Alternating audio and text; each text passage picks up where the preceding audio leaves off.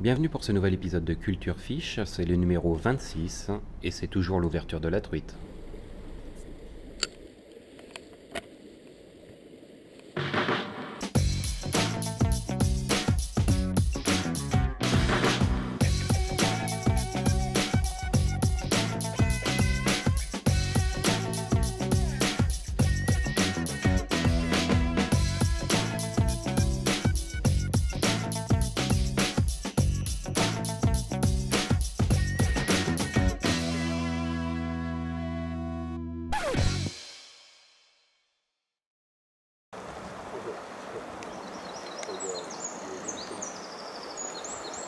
Bon ben voilà, c'est reparti. C'est bon, j'ai la motivation. Je me suis dit c'est là il faut prendre un fiche parce que là c'est en train de partir en cahuète. Toujours motivé pour Culture Fiche.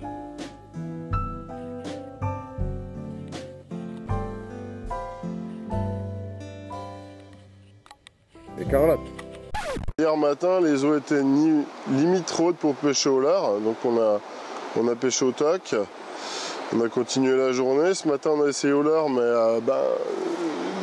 la rivière a bien perdu 10 cm. Et puis, elle s'est éclaircie. Et surtout, il fait beaucoup plus froid, quoi.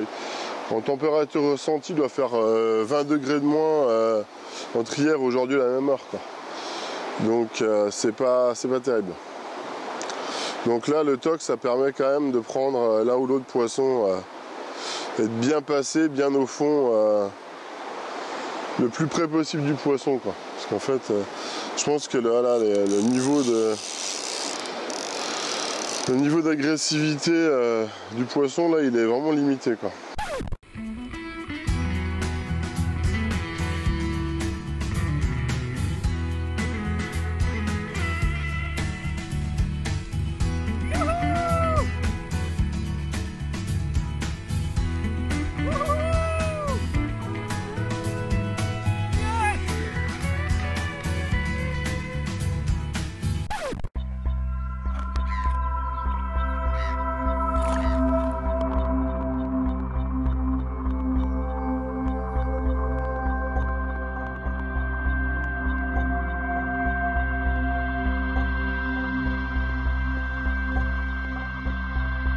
Il n'y a vraiment rien de superflu, c'est-à-dire que voilà, l'hameçon, c'est l'hameçon, le fil, les plombs.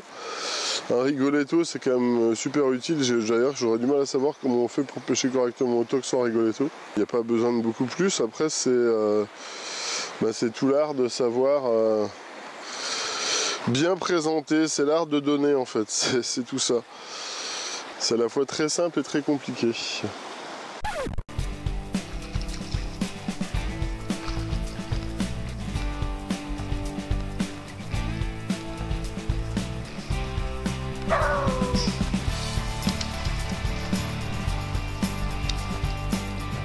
Oh super.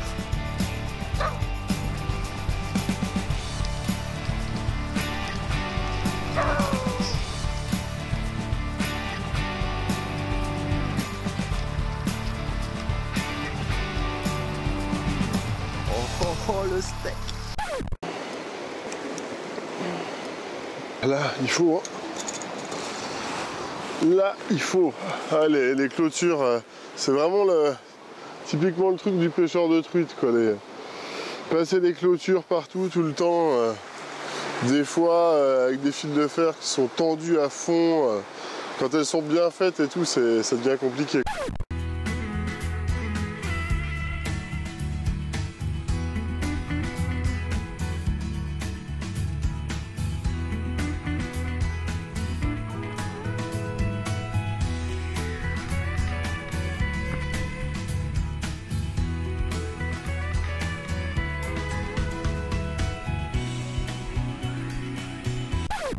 Que pensez-vous du saumon? Allez,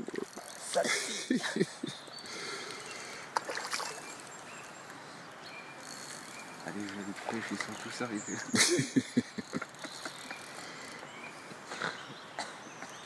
Je serais capable de l'harponner par la queue, c'est quoi? Tu vois la bête ou quoi?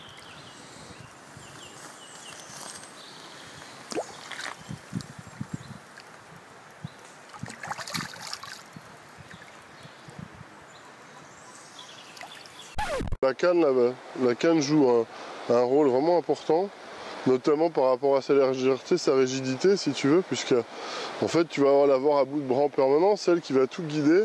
Alors la glisse du fil dans les anneaux, la légèreté de ta canne, la façon de t'équilibrer avec ton moulinet, tout ça, c'est au final des choses, tu t'en rends pas compte, mais c'est au final des choses qui jouent vraiment beaucoup dans l'efficacité de ta pêche. Il faut que ça devienne quelque chose de l'extension d'un bras. Tu dois passer les branches, tu as vu comme on y va avec la canne sous les branches, tout ça. Donc si tu as une canne qui fait 200-300 grammes, voire plus, et qui est hyper lourde, c'est même mal équilibré, quoi. Là, au final, tu vas te fatiguer très vite et tu vas pas pouvoir pêcher longtemps, quoi. C'est parti, on va la relâcher. Des plus belles femmes que... Allez, et elle retourne, c'est parti.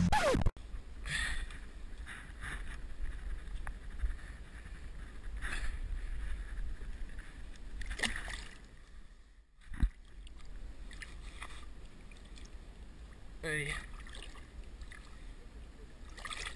Ben non, je l'ai loupé là.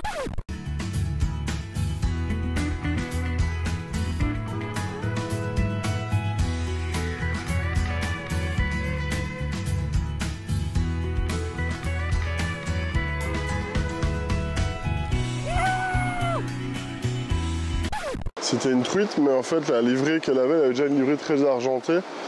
Et je pense que c'était une truite qui allait migrer, en fait, un smolt de truite de mer, en fait. Une truite de mer, c'est une fario. C'est une histoire de souche ou une histoire de disponibilité de nourriture et de territoire. Là où les poissons sont migrateurs, c'est que, en fait, les conditions sont trop mauvaises pour qu'ils puissent vivre correctement et grossir correctement, quoi. Et c'est pour ça la migration en mer. Et en fait, ici, c'est pareil. Il y a pas mal de truites. Alors, il y en a certaines qui doivent trouver l'espace trop petit et puis pouvoir partir, quoi. Je pense que c'est un peu comme les poissons rouges et les poissons rouges et les carassins, c'est-à-dire qu'il y a une partie qui devient dorée, une partie qui ne devient jamais dorée.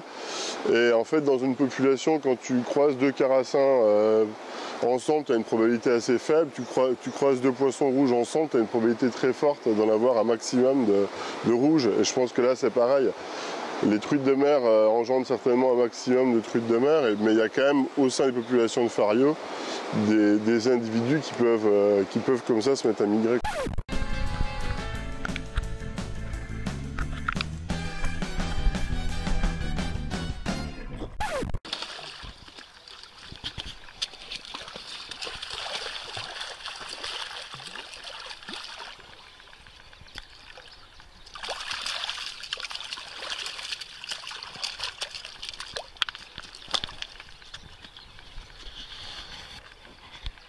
On est gonna be to fly. Grave. C'est pour Culture Fish.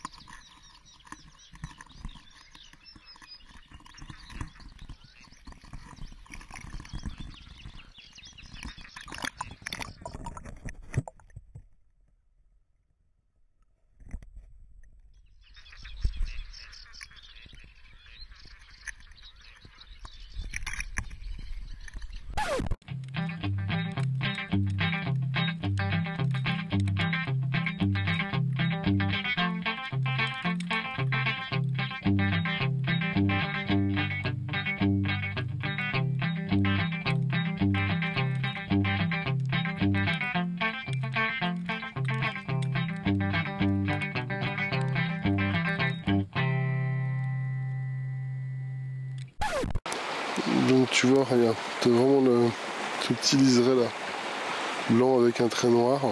Donc là on est vraiment sur une Atlantique. Alors c'est par contre si tu vois sur celle-là, donc déjà c'est une juvénile, tu vois les points là, ça c'est synonyme, ça disparaît chez les adultes. Mais par contre tu vois la ponctuation où il y a un peu de tout là, c'est un peu bizarre.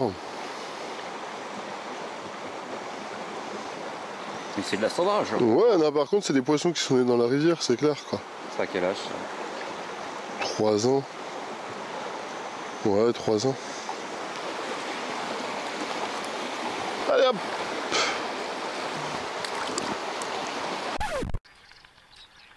Impec, super bien piqué.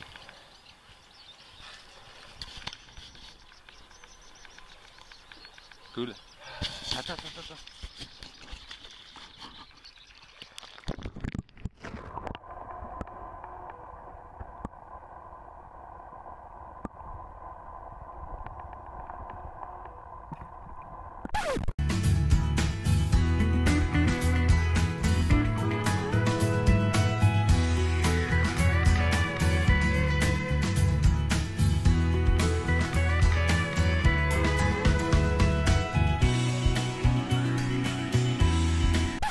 T'as un hameçon, une canne, un morceau de fil, t'as une sauterelle et puis c'est parti quoi. Il va falloir t'arpentes dans la rivière, sur les berges, à genoux, pour repérer les gros chevens qui ne repèrent pas, tu le remets par au-dessus et tout. Voilà, c'est la troque originale, c'est rien de plus, c'est l'école buissonnière en fait tout ça.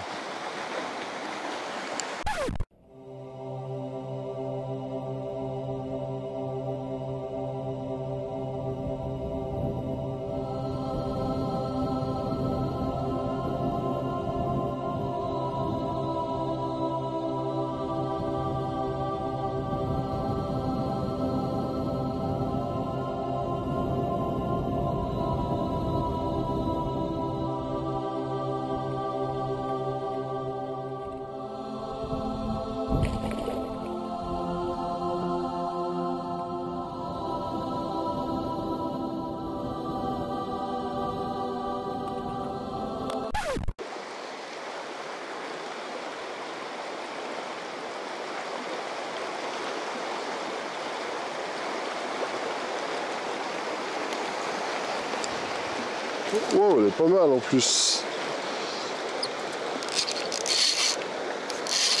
Hop, jolie poupée. Ah la vache de jolie poupée, tiens, regarde. Hop, jolie poupée. Un chouchat. Un joli cheval. Quand tu commences à prendre des cheveux dans le lieu détruite, ça sent le pâté l'histoire. Là, clairement, c'est le début de la fin. Ah ouais, non mais... Voilà. Bon, bah c'est toujours un poisson, hein.